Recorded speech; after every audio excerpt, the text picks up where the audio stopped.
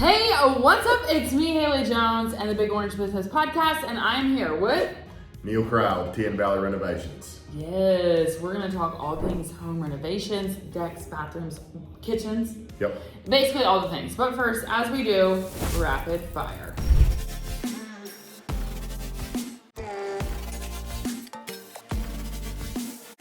Let's start with the hard-hitting questions. Let's do it. Coffee or tea? Tea. Like black? What kind of tea? Half and half. Or Arnold Palmer. Arnold Palmer would be my preference for sure. Oh, I love an Arnold Palmer. Love it. Okay. Do you do it with sweet or unsweet? Because the real one is unsweet tea and lemonade. I guess I'm not real. Give me all the sugar. Yeah.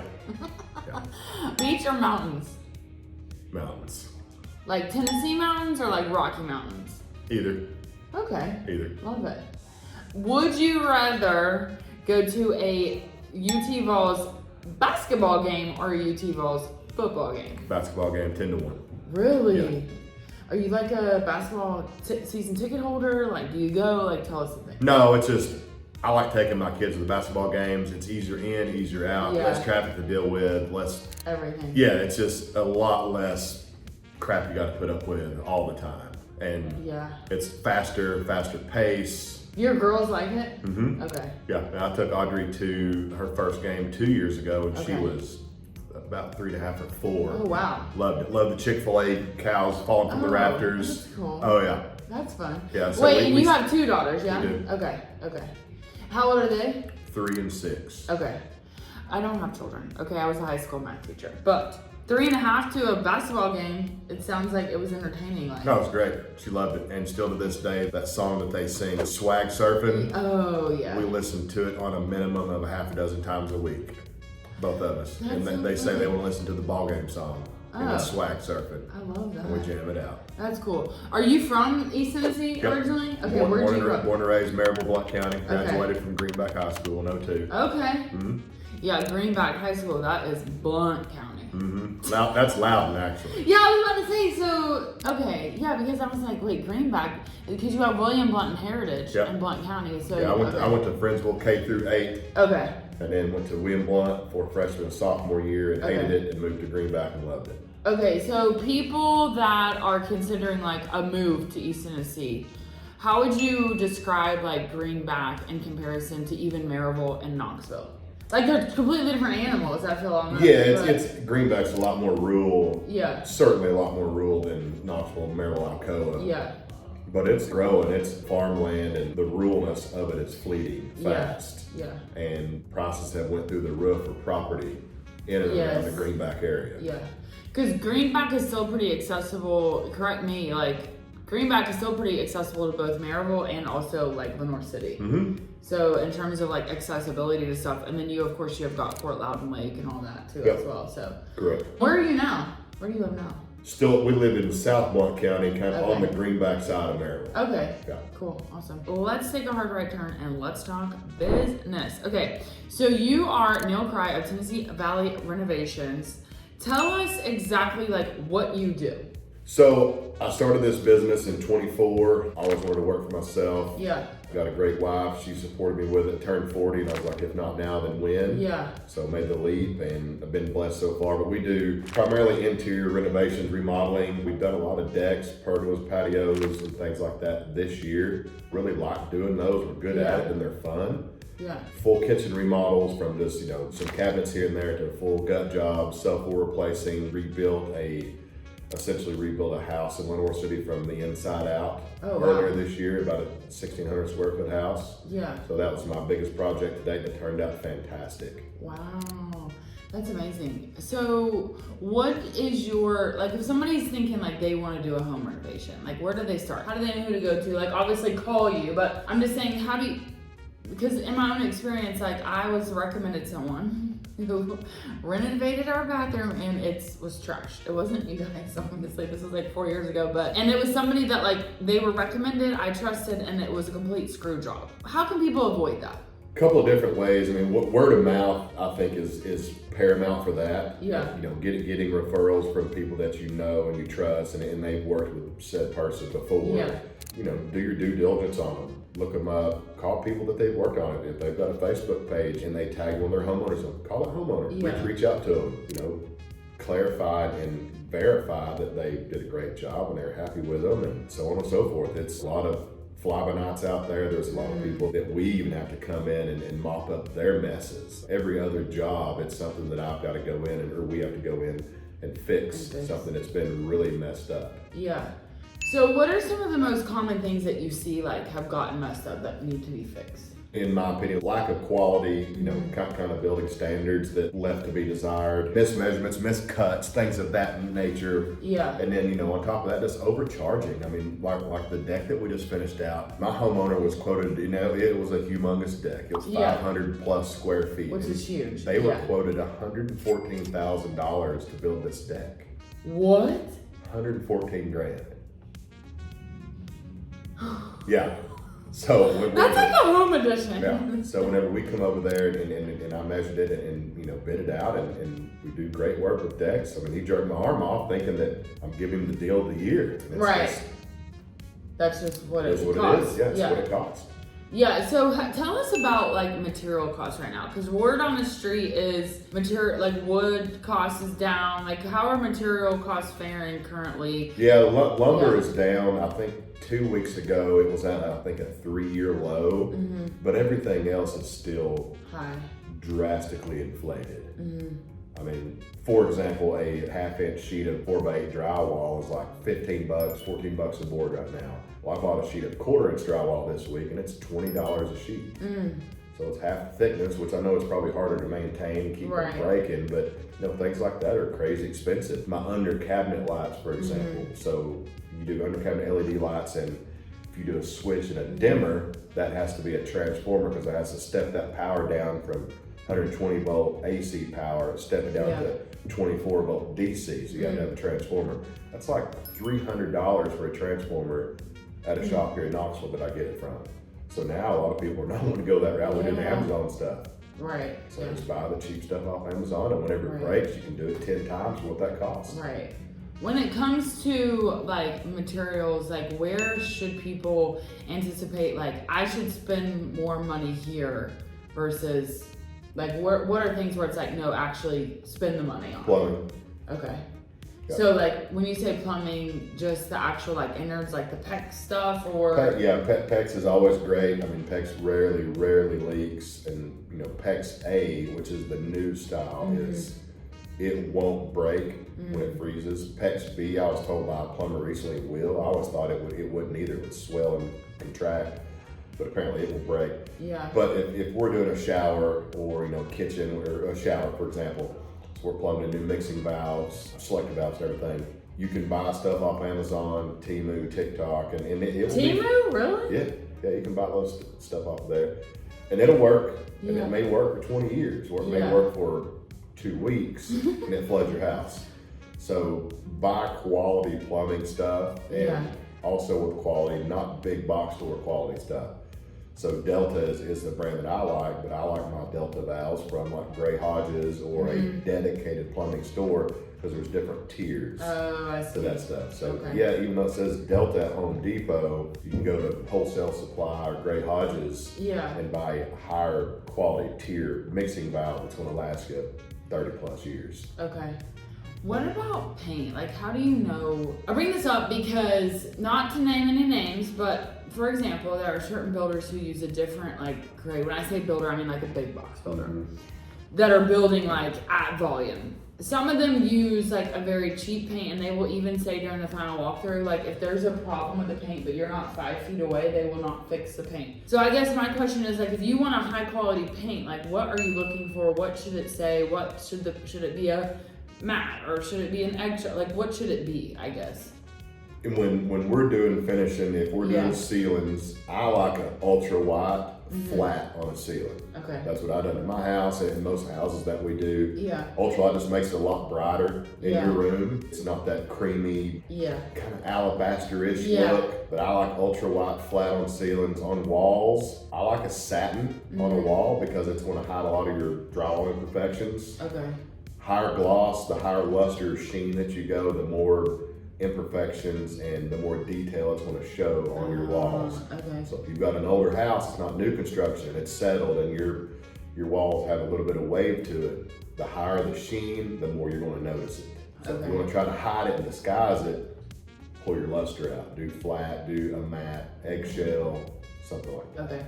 So like kids on walls, it's not a high gloss basically. You've got like, because I see that a lot too, where it's like, you know, there's been littles in the house and there's stuff all over the walls. So it's certainly not like a high gloss kind of situation. If somebody wants to renovate a kitchen or renovate a bathroom, but they're living in the house, like how do you navigate that? How do you work through that? What does that look like? That one gets tricky because I mean, that's a week, 2 week process to get all that pulled out, demoed. If there's water damage or underlying issues, we've got to address that. Put everything back in, replumb, flooring, the whole shebang. So I mean, it's just one of the things you just got to live with. And you've got to eat out for the week or DoorDash it and kind of make alternative means to feed your family. But there's a lot to it. But we try to go fast. Like we've done a bathroom in a house last year that it was the elderly couple. It was the only bathroom they had. There was only full bath they had in the house. So we done the shower. We left it alone so they could bathe. And then we pulled it out and got the shower done in like 6 hours one day. So they weren't without a shower for a day. So trying to work around that and make it as convenient for them as we can. So if someone's thinking like in that case where they have one bathroom or whatever, when is it naturally easier to like make a bathroom addition? Because I always think like, where's the plumbing going? Like, where's this? If it's on a slab, it's a whole problem. Like, I guess anything is possible, but what situations is it easier to add a bathroom? Like add it like an additional bathroom? Yeah, an additional bathroom to a house. It's never easy to do that. A slab definitely be the hardest because it's poured. Everything's encased in concrete. So then you got to jackhammer it out, dig all that out, and it just adds to the cost. Crawl space in the house, no big deal. It's easy, unless it's finished. But then if it's finished, pull out drywall, access it, put it back up, you're done. Okay, so does it need to necessarily be like, because I find that everyone becomes a home renovator while they're looking at houses. Like, oh, we could just stack a bathroom here, like one on top of the other. Like, is that, you know, does it need to be a bathroom on top of a bathroom because of plumbing purposes? Like, is it all figure-outable? You know what I'm saying? Yeah, I mean, the closer you can keep them together, the easier it's going to be. That's just less run you got to do for water and drain. So yeah, I mean, that is certainly has some truth and validity to it. Like we were in a house the other day and they were wanting to add a new laundry room in the middle of their house. And it's doable. But then you've got a 30-foot run for your dryer. And those motors, man, they're not made to push that much air that far. So you just gotta, you know, use common sense, things like that, or call somebody that's privy to the situation. So when you are thinking about like tech things, like new things in home renovation, what are things that you feel like are like gimmicks and what are like, no, that's actually a really great technology people should think about? So for example, like I think about like water heaters. Like, is a tankless water heater better? Is an old school like full tank water heater better? Like, and I know that's like, you know, kind of basic one, but are there things that you're like, this is a gimmick versus like, no, this is actually really good? Yeah, I mean, there's a lot of neat stuff coming out right now. The tankless water heater, if it's gas, without question, do it. And electric though, tankless is weird, right? Electric tankless uses a ton of power. I think you've got to have on most of them dedicated double 30 amp breaker to run one. So it takes 60 amps to run one. So it's a huge power draw. And it takes up a lot of space in your breaker box. And if you don't have the space, then you got to add a sub panel. So you got to add a 100 amp sub panel just to run that hot water heater. So it's added cost there again. But if you've got natural gas, without question, do it. Even if you want to do propane, you've got to buy the propane. You got to get Atmos or Blossom come put your tank out, whoever it is. It's still good, but you've got to, you know, is the risk versus the reward there on the propane? Because propane's not as hot. I don't think propane's as hot as natural gas is. But yeah, I mean, there's a lot of stuff that we've been doing lately in houses. The LED flush mount lights that are the smart lights. I thought they were kind of gimmicky till we put some in, and I love them. Really? They're neat. Work them off your phone. You don't want to get up and dim it. Forget to turn your lights off in the bed. Turn them off on your phone. Change it from white to red, green, purple, blue, light color. Really neat. That's cool. Well, I have a bone to pick with like anything that has to do with lights because either like a light bulb's always out or it's the wrong whatever. Yeah. So that sounds appealing. Yeah. Okay, when it comes to like how things work with you guys, so if someone calls you to renovate a kitchen, do they also need a designer? Like, do they need all their finishes picked out? Like, how does the process work? That's situational every time. It depends on how involved the homeowner wants to be and if they're how ornate or how builder grade they want their kitchen to be. Typically, they call me, we come in, we talk about it, and I'll be there for an hour to 2 hours, and we'll bounce ideas off each other, draw some things out, and I like bringing a couple of rolls of just blue tape with me all the time, painter's tape. So we'll mark off stuff in the forest. We'll mark out our aisle location, make sure that they can walk around it, and or a peninsula if it's coming off of it that way. If they're good with that, I've got a cabinet guy that I use in Maryville. I send them to him. They can pick out their cabinets, their finishes, their tops through him. Like, that's kind of a one-stop shop. Yeah. And I try to keep it as simple as we can. Right. Now, if they want to go with a designer, great. That's even better for me. Then I'm building off plans then. Right. But we can also wing it, shoot from the hip, and it's been fine thus far. So it really just sounds like whatever the client wants. If they want to go with the designer, or if they want to just, obviously I would think cost is less if they kind of do it themselves or whatever. But it sounds like you can kind of work with what people want, basically. So kitchen, bathroom, decks, like what you guys do basically everything, yeah? Mm-hmm. We'll do light electrical, light plumbing, but if it's a big job or a repipe, or if someone's wanting their whole house rewired, I've got a great electrician that I use, and that's who I get to come out. He'll pull permits and make sure everything's good to go. And yeah, it's great. Somebody that's not familiar with East Tennessee, as a large number of the audience is not familiar with, and they're thinking I want to move here, what should I know about houses or construction here? Because sometimes I get a lot of pushback about humidity or settlement, or in your own experience with renovation of homes, what are common things that people can expect? It's not the end of the world. These are things that exist in houses in East Tennessee. Yeah, the 4-letter word that no one likes to speak of that starts with an M.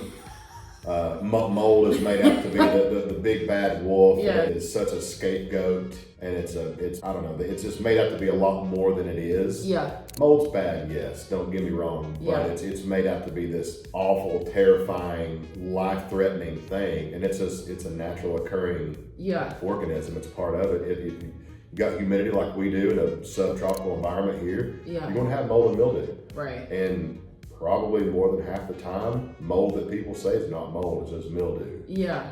It's just, I don't have that certification, but you're just saying. Yeah. Not saying that I am, but it's made out to be a lot worse than it is. Yeah. Now there's also extenuating circumstances. I get it. We opened up a house in Knoxville last year that was bought without an inspection. Had a soft spot in the kitchen floor. We opened up the floor, and I instantly put my shirt up, and I told my guys, get out, this one's bad. And if you've ever seen the show The Last of Us. No, I haven't. So it's about it's about this fungus that affects people and turns into zombies, and it grows. It's called a cordyceps. That's exactly what this looked like. I mean, there was strings of mold that far on the bottom of this subfloor. It was awful. So long story short, that home turned into the last I heard was, I think, $210,000 insurance claim. Everything that could be removed in this house was removed. Appliances, clothes, bedding, furniture, cabinets was removed, put in self-contained storage units, sent to a remediation facility in Georgia for, I think, 6 weeks to have all of their belongings. How does that happen? Just over time? This was a flipper special. Yeah. So massive water intrusion that's been going on for quite a long time. Yeah. And the water come in from a interior doorway, or door jamb and door that was put on an exterior door frame. Mm-hmm. So it, just fell to pieces in a year, and all that water come in, and it was there was a litany of things that went wrong, and that was everything that could have gone. It was over $200,000 insurance claim. It's the biggest insurance claim I've ever heard of in my entire life, and the carrier did not drop it. Oh wow. That's amazing. Okay, so mold, what about when floors are uneven? In your experience, I know you're not a structural engineer, I'm not saying that. What I'm saying is, I see a lot of uneven floors, or when is that a problem? Now, obviously it's to people's taste. If they just can't stand it, then fix it. But When should somebody be like, oh my gosh, it's a foundation, or this is just settlement? Well, getting it inspected Yeah. is where you need to start with that. Where if it's, getting a home inspector, structural engineer, so Yeah. whatever, get someone come out there that's what they specialize Yeah. in. If it's termite damage, insect damage, great, that's pretty easily Yeah. fixable. Jack it up, put new bottom plates and sill plates on, be done with it. The house we done in Lenore City, it had quite a bit of termite damage in it, but we had to put an entire new floor system in. Oh wow. So it was just a shell. Yeah. We tore everything out, but it's what that inspection says. If it needs to be replaced, just buy once, cry once. Do Yeah. it, you'll like it better. Buy once, cry once, he said. I like that. So just bite the bullet up front, do Yeah. it right. It'll pay you dividends in the long run because you won't have to be having to battle with it. Yeah. When it comes to, what about like flooring? I'm kind of going back to this idea about like, this just came to my mind because what's better? Tile, LVP, like what's gonna last you the longest when it comes to floor? It's where it's at, how you're going to take care of it. I mean, as longevity, they're all going to be great. LVP, the stuff that you can buy like Floor and Decor, LVP has, I think on most of their stuff, it has a commercial 25-year warranty and a lifetime residential for wear. Okay. Now, with that comes your, the offset, the LVP, typically, in my opinion, unless you do a good underlayment, it sounds, I don't want to say cheap, but it sounds hollow and really, because it is real thin. Yeah. So a woman walking through like a hard-soled shoe, Yeah. it'll click. Oh yeah. It won't sound dull like thick hardwood okay. or laminate Yeah. does, Okay. or tile. Tile in bathrooms. I like tile. I've got them in my bathrooms at my house. That's all the tile I've got. The rest of my house is all laminate. Okay. Laminate typically is not waterproof. Mine is water resistant, Yeah. but mine's water resistant for 24 hours, and then it can seep down in the cracks and maybe start swelling in. LVP is waterproof. Well, most of it is waterproof. Yeah. Tile, in the right area, tile's fine. Yeah. But also tile's a lot more susceptible to grout getting nasty and dirty, Yeah. breaking out, tiles cracked. If you drop a plate, it's going to break. Yeah. Like the cup's going to shatter on tile. Yeah. It probably won't on LVP or laminate.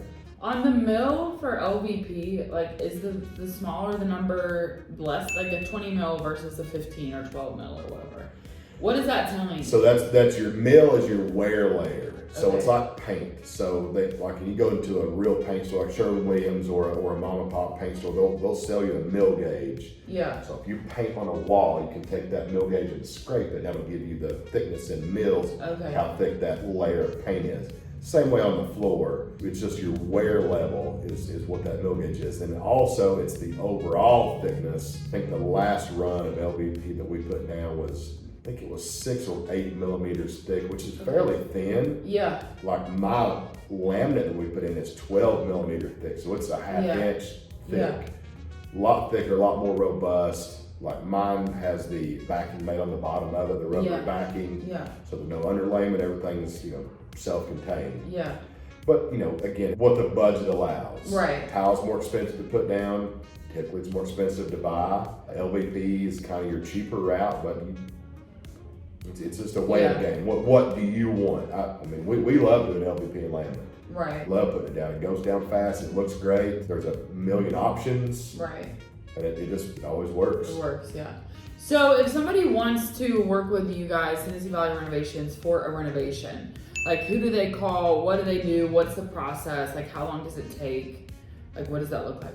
So yeah, you reach out to me directly. My number's one that's on my trucks and trailers, and all my signage is my number directly. Usually, if I get a call today, like I had one coming into the meeting today, I can get out there most of the time, same day, if not the next day or two, about if my schedule allows, and do my home consult, do my homeowners, make everything good to go, try to build a rapport with them, bounce ideas off each other, talk budget, and that's a big thing that no one likes to talk about is where's your budget at? Because they don't want to let the cat out of the bag.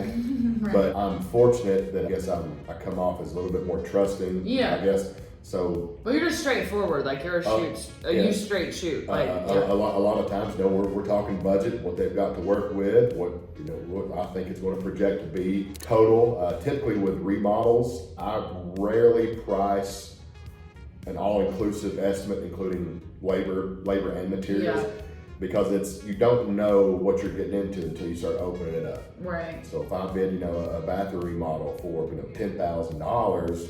well, there may be $6,000 there of water damage that I didn't account for. Right. Then I'm in the red Yeah. $6,000. So most of the time, unless a homeowner explicitly wants it, my estimates are going to be labor only. Mm-hmm. And then, you know, I can get us a ballpark on where the material's going to be at.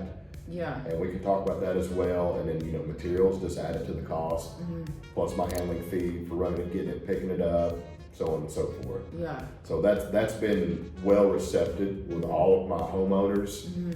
It's been simple. No one's really gave me Yeah. pushback on it, so I'm keeping running with it like that. Yeah. And then if there are, like, for example, we redid our kitchen years ago, probably 8 years ago, 10 years ago, I don't know, but like the cabinets were back ordered. So things like that, like you know that now up front, like, hey, this might take longer or whatever. Yeah. So that's another thing that people, like, you'll just know, I'm assuming. Yeah, ordering cabinets typically like a, you know, a white shaker style, this kind of standard Yeah. run-of-the-mill cabinets are like a 2 to 3 week lead time usually to get them. That is not a custom cabinet. That's you know, that's a bought cabinet that's being made in either overseas or Mexico or, you know, it may be domestic, but most of the time it's going to be out of the country. Yeah. They'll be sent here. If you get a special order, a special color, you get a different, you know, door. You want some other hardware, things like that. That's just added to the cost and the timeline. Right. The specialty paints, different colors, man, that adds up quick. Yeah. So all of those questions, like when you call Neil, just ask him, like, how long does this take? And like, he's gonna tell you, hey, well, okay, if you do that, then it's gonna be either this much more money or this much more time or whatever. So, but given like what you guys do, you're super flexible in terms of like what the client wants. Absolutely, absolutely, yeah. Whatever my homeowners want, you know, we'll do. Yeah. We always do. And it's just, you know, it's what they want and what their budget allows, and you gotta find that happy medium. And then that's usually whenever we roll with it. Awesome. So if people want to get in touch with you, where should they go? What should they do? Is there a website they need to go to? I've got a website, TNValleyRenovations.com, and then you just Google TN Valley Reno. And my number's on everything, 865-414-5925. That's my direct cell phone. My Facebook page is TN Valley Renovations. So you can go on there and see, you know, a lot of the work that we've done. Yeah, that's the 3 main ways. And social media following on there. Got a lot of feedback, got a lot of good Google reviews, so check it all out, and that'll be all linked below as well. Is there anything I haven't asked you that you're like, we got to talk about this? Construction wise, I mean, there's all kinds of stuff we can talk about. I know, but that's kind of hitting the high notes about everything. Renovation wise, just it's always a lot more than what usually the homeowners are expecting, especially now with material costs. Yeah. A bathroom, typically a regular size bathroom, not going ornate. I mean, you're in the ballpark of altogether, well, $13,000. I mean, that's kind of what you need to budget on. Yeah. Kitchens, a standard, you know, 1,400 square foot kitchen. If you're going to redo floors, new cabinets, new tops, I mean, you've got $16,000 just in cabinets. You've got $4,000 in low to mid-grade solid surface tops. So it can get out of control fast. Just be mindful of that whenever you're sitting down and doing your budget and trying to plan that out, because it adds up really quick. Even though, like I said, lumber's lower than it has been, everything else has took up slack. And it's crazy expensive. Gotcha. Well, and two, I think that's where you also help people, like, what's their priority? Is the priority like the countertop? Is the priority the cabinetry? Is the priority the flooring? Because for everybody it's different. There's not a right or wrong. It's just knowing, like, okay, for me, I really want whatever cabinetry. You know, like, I think that's also too is, so when you meet with Tennessee Valley Renovations and you talk about, like, what are your priorities, and he's going to make sure, like, those get met. So and working in phases too, like you talked about, you know, living in a home that you're remodeling. We try to do it with a lot of homeowners if they've got some trips coming up. They'll try to schedule. We'll try to schedule our arrival whenever they're going out of town for a day or two or a week. And then whenever they get back, the job's wrapping up or is wrapped up. Easy. So they don't have to mess with it. Perfect. Awesome. Thank you so much, Neil. Well, thank you. I appreciate it. You guys call Neil for any home renovation stuff, and I'm Haley Jones. We'll see you next time. Bye.